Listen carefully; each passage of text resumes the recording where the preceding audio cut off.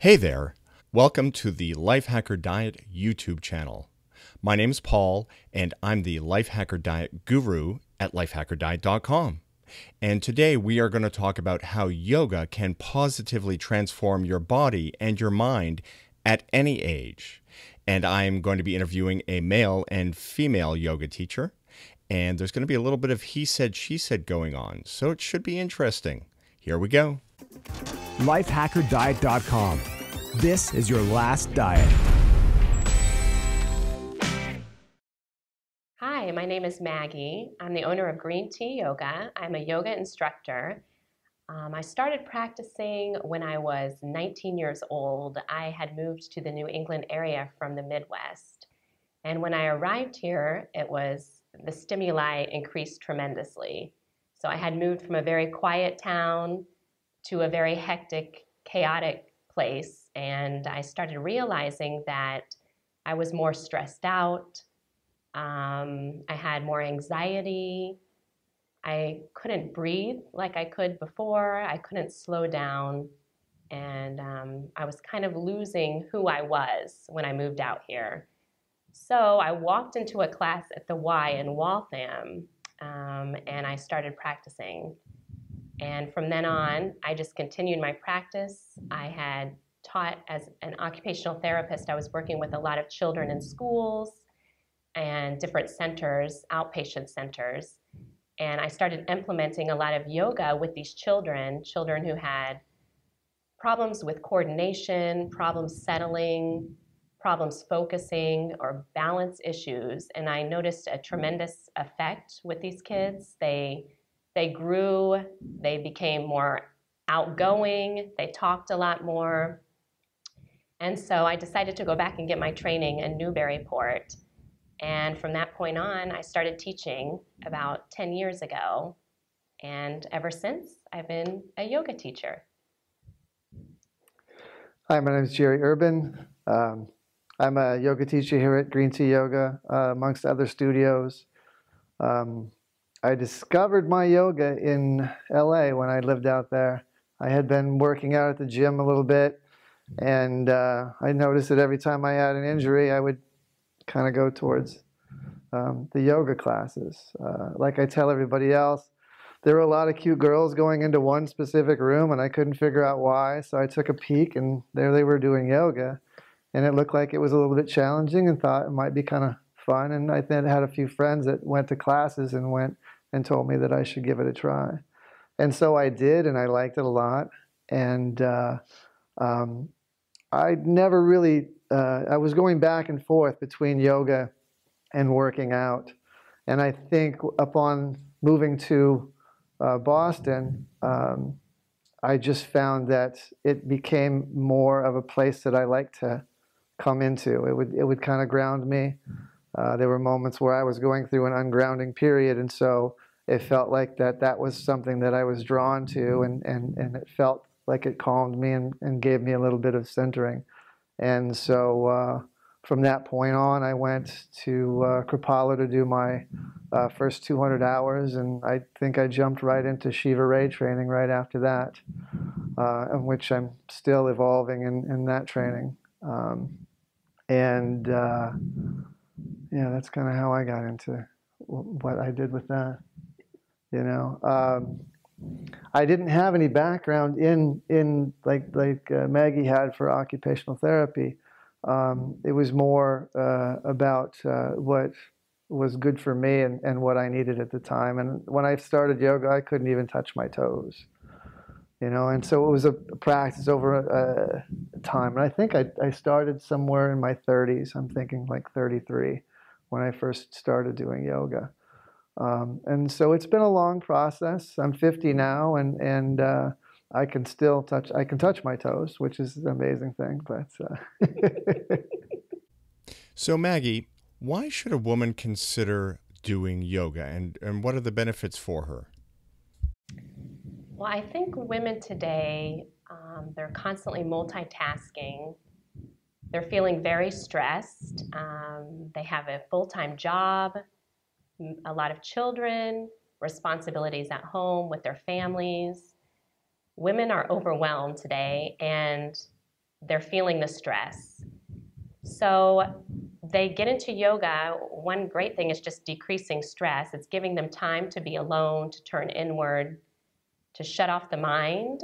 Another important part of it is it helps sleep.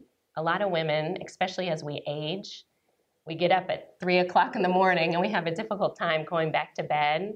So you notice through a regular practice, you sleep much better, and you find that. And of course, women, we're always worried about bodies and how we look and the expectation, especially for women as you age. Mm-hmm. Guys, you got it a lot easier. As you age, you know, the expectations of staying beautiful and thin and toned and all these things, women feel that. So they come to yoga and we don't like to just work out. We don't like to go to the gym and sit there on a treadmill. It's kind of an art, so you can move your body in all sorts of different positions. And it's challenging, but it's graceful, and it's in a flowing way, putting these pieces together with your body and really connecting with your body. So I think, you know, just overall helping with decreasing stress, your body, your health, and sleeping at night. So, Jerry, why would a man be interested or benefit from yoga? You know, most men come to it because they either haven't had tightness in hamstrings or shoulders. They haven't been able to touch their toes, much less see their toes sometimes. And so for them, it's more about the physical issues and the longevity of what we come into, because sometimes you'll wake up and you just don't want to get out of bed. Your back hurts, your shoulder hurts. You know, there's a lot of physical laborers out there that that yoga would benefit, because we don't often take the time or structure our days around a release. Everything is go, go, go. We've got to get this done. We got to do this. You know, time to get home, put the kids to bed. And by the time the day is ending, you're about ready to go to bed, and then you wake up again and start all over. And sometimes you just need to shut the other stuff out, you know, focus on self for a while. We don't often do that, to come into ourselves and really, really process the getting rid of stuff. And so when you connect to the mat and you place your hands and feet on the ground, it's a great place to just kind of connect. And when you start to breathe and get that breath flowing in the head, sometimes the ideas just kind of drip out slowly. They're still there, circulating, but they'll drip out slowly. And so that at some point, it becomes just you and the practice and nothing else around you. You know, we often come in with a lot of stuff.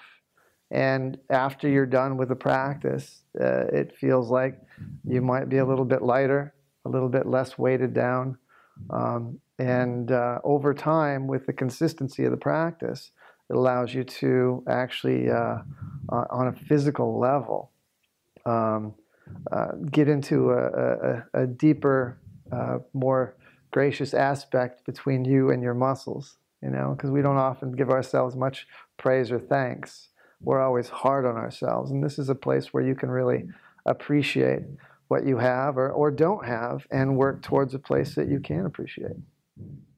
So I think you've both touched on this, but what are 3 clear benefits that both men and women will get from starting yoga?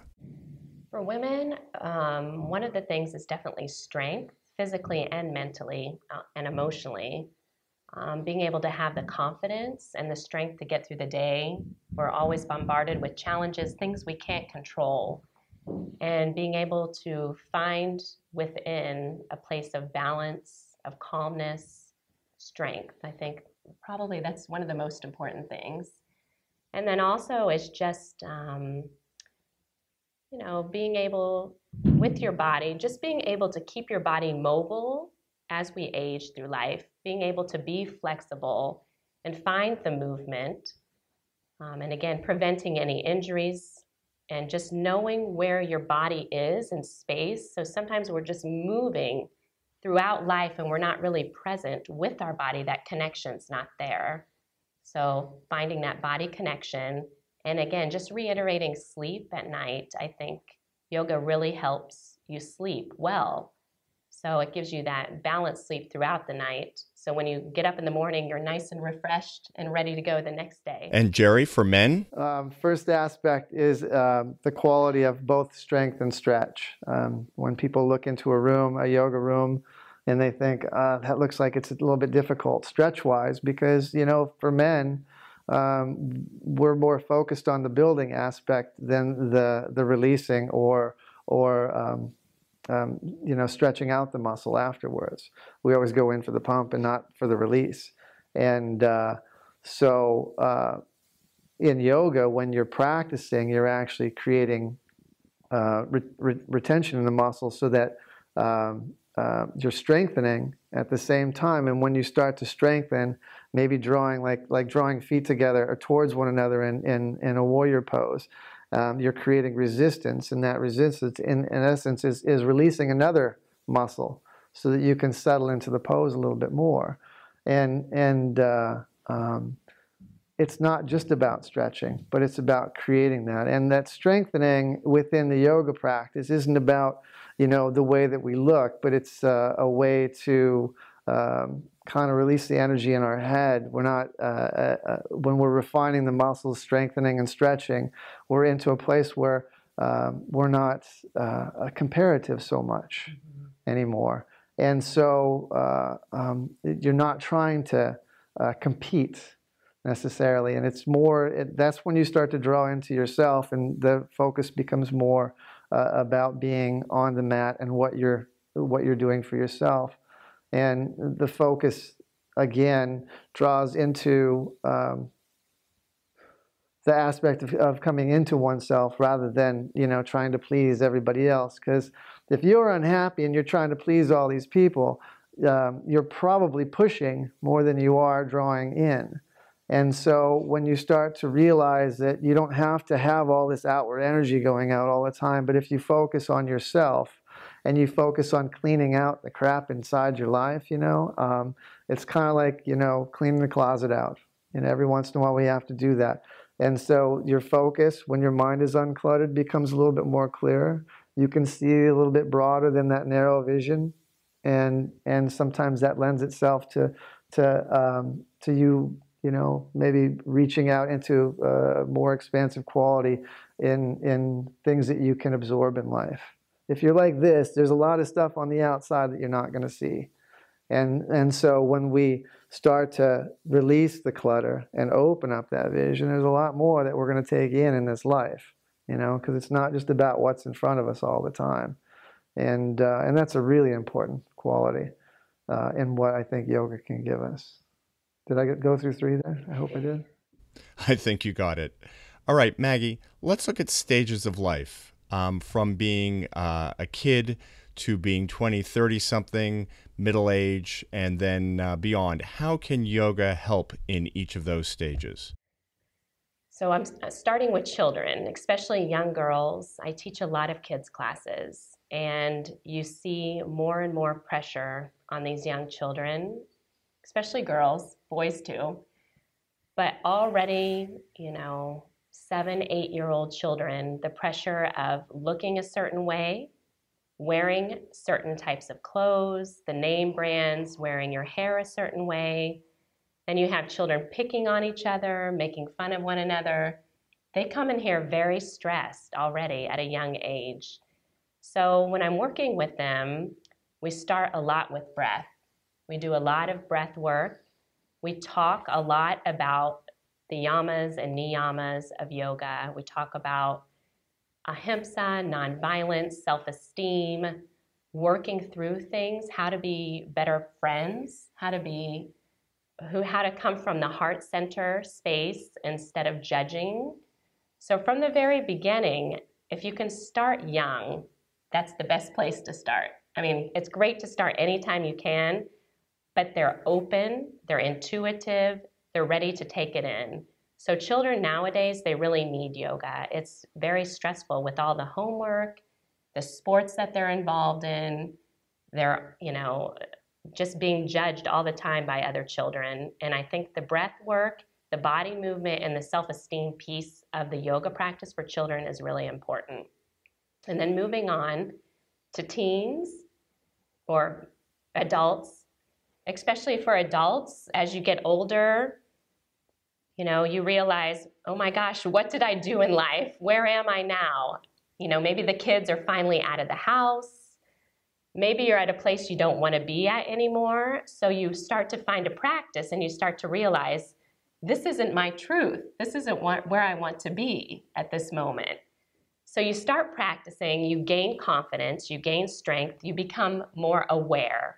I think that's a huge step in the middle-aged adult population, is awareness. And then you realize, oh, I need to make some changes in my life. I'm working too hard. I'm not balancing my life. I'm not eating well. I'm not resting well. I'm not exercising. And you start practicing yoga. Even if it's for the asana or the poses or the physical part, you start to see a transformation within. You see that you're more flexible, that you can sleep at night, that you have more energy, that you can tolerate things better.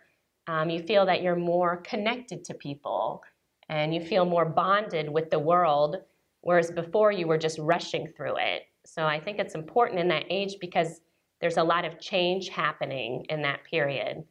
And then as you get even older and everyone's out of the house, you may or may not be with your partner still, you start to dive deeper within, finding that spirituality, so you really find a connection within. It's a part of your life that you realize everything's passed by, and I realize my life is temporary, and things are always changing. So you get into the practice. I find a lot of older women come to my classes to just meditate or relax. They come to just be present, and they love the community. They want to be around other people. They've let go of all the expectations. They've let go of the physical. They've let go of the judgment, and now they're really in tune with who they are and what they want in life. And yoga just continues to help them evolve physically as well, because they're more flexible, they're more mobile, they don't feel like they're going to fall, their spine is more malleable and mobile as well. So they just feel much better, and they tell me that all the time. You know, I have an injury, but it's feeling better as I practice.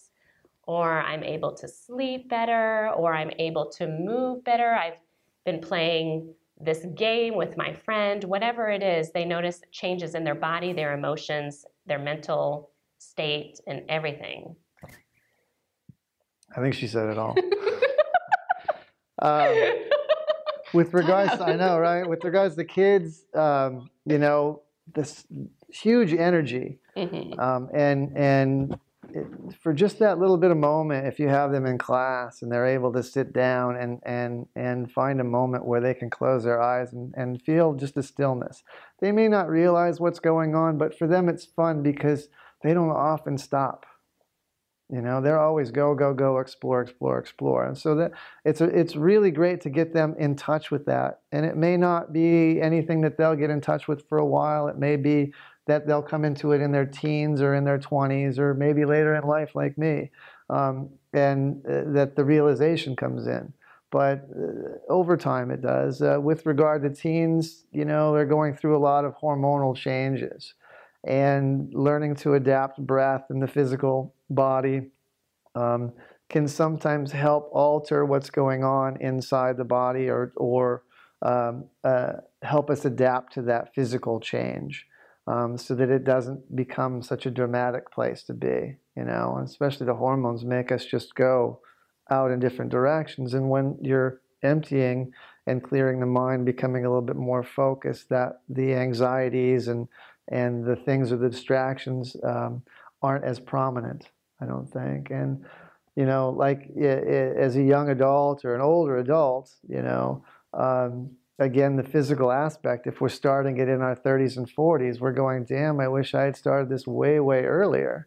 But for the fact is, it's like you can't always look in the past. You just work yourself forward and go, okay, I'm going to stick with this and see what happens. A lot of times people get overwhelmed by the fact that it's really hard. They think, oh, that looks pretty easy, until they actually get in there and they go, that's really hard. And then it becomes a mind thing. Am I going to stick with it or not? And more often than not, it's that type of thing where it's like, I can't do this, you know, and sometimes you can't do it right then. and maybe you'll come back to it later. Or if you stick it out, just like anything in life, and you put a little focus into it or a little bit of effort, not the effort and willfulness, but the effort to really realize that there is the potential in unweighting yourself, that it could ultimately leave you in a more elated space, a grounded space, a freer for the physical body, and a nice place where you can settle in. If you can sit for a moment, because we feel like we always have to go, for a moment and not take in anything or not leave anything behind, but just kind of sit with the stuff that you have and say it's okay to be here. And each day, you sit with that presence a little bit longer. And soon we're old, we're seniors, and we're walking around all hunched over, or we're actually rolling the shoulders back and standing up, and we have our vision forward. But sometimes it's like the focus doesn't come, and I'm going, oh, I wish I had done that. There is the time. You can do it anytime. What should people be looking for in a yoga teacher? All right. So I think when you're looking for a teacher, definitely look at the training. That's a big part of it. But you have to look and see if they're personable, if there's somebody you can relate to, somebody who's not up there just showing off, somebody who's going to walk around and adjust you, talk to you, ask you if you need anything, someone you feel comfortable enough with to raise your hand and say, I don't know what the hell I'm doing. Can you come over and please help me? And that person is more than welcome to come over and help you and adjust you, giving you props. I think also a teacher saying to you, please be aware of your own body. You're the best teacher for yourself. If you have any injuries, medical conditions, let me know. Tell me about them so I can help you through the process. Yeah, I like to go to different teachers because each one has something different to say. An aspect of reflection, maybe a motivational thing. And so it's about exploring, and through life we tend to explore anyway.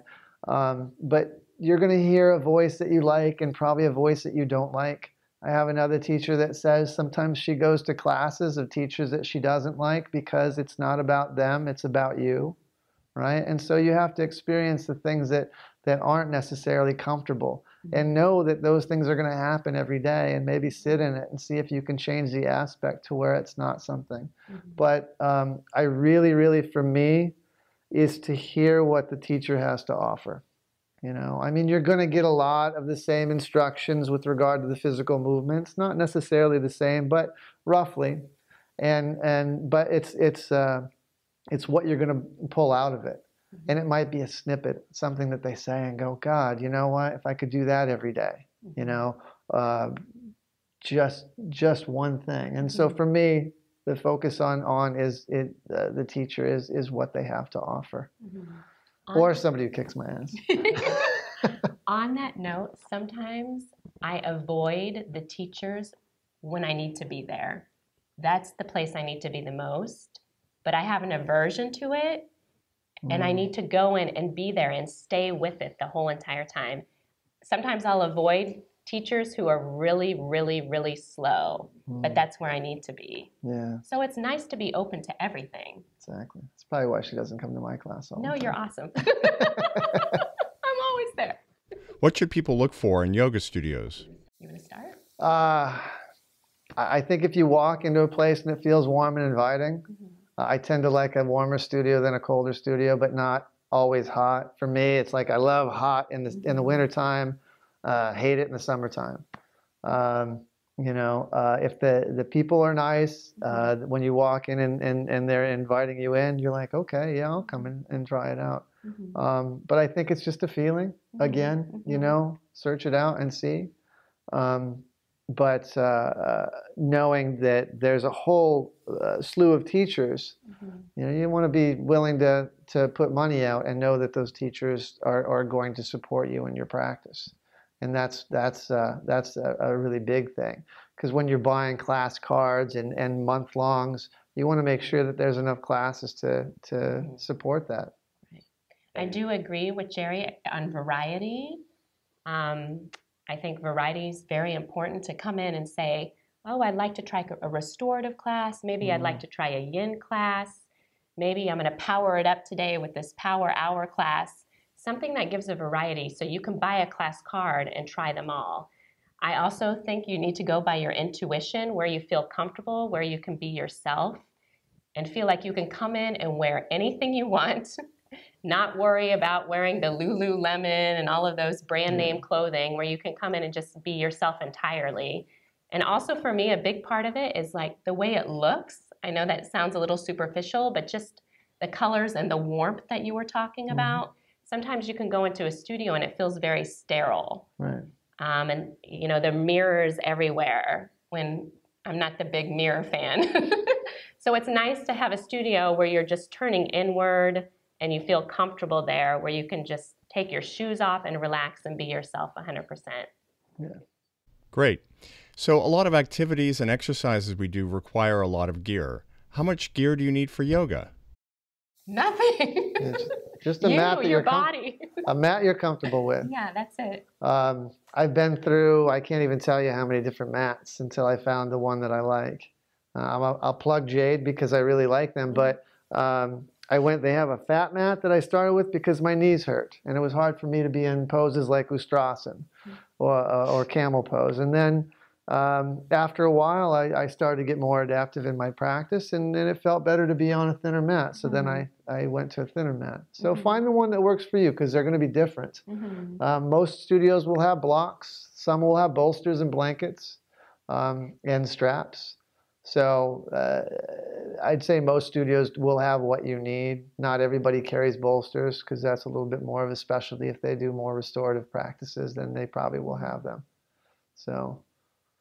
Yeah, I mean, honestly, really, you need a mat, maybe, if that, a blanket, and if you want to start with. Yeah, comfortable clothing for sure, water. Sometimes I just tell people to bring different layers of clothing. They can get chilly. Some people want to warm it up, so they put on extra layers. Otherwise, it's very simple. You really don't need much at all. Yeah, water's probably important too. Water. Yeah. That was great, guys. Thank you so much for being on the Lifehacker Diet podcast and YouTube channel. It's been great chatting to you both. Thank you for having us. Thank you. Thanks. Most diets are like going on a trip. The food is different, your activities are different, and then it ends. You fall back into your old ways, and the diet fails. Lifehackerdiet.com is different because you make small changes to your lifestyle that get results. When you hit your goal, your lifestyle has been reinvented by you, and change is permanent. Lifehackerdiet.com. This is your last diet.